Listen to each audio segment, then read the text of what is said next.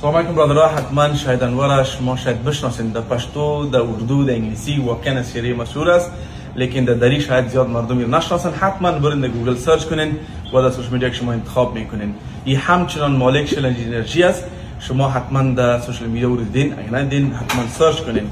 الحمدلله چند روز پیش بنیاد قمر و شلنج انرژی قرارداد امضا کرد که هر کانتینر در افغانستان میاد در بدلش یک چاه حفر میشه و همچنان کفالت یتیما. من فقط تقاضای من چیست؟ پیش از اینکه رید بول میخریدی، کوکاکولا میخریدی، همچنان پپسی میخریدی، نمیفهمیدی پیسه کجا میره.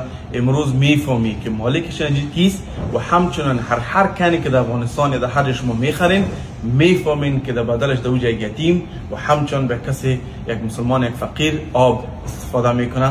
از دست انتخاب شما به خاطر شما شلنج انتخاب کردین. حتما یک برند اطمینانی است. شما برین ببینین و استفاده کنین و سپورتشان کنین و ایران بفهمین که برند ماست خود شماست و همچنان در بدلش در افغانستان فقرا سپورت میشه. و این است شاهد انور. حتما در گوگل، در فیسبوک، در توییتر، در هر جای که استفاده کنین نامشون سرچ کنین و این خواهد شناختین. تشکر.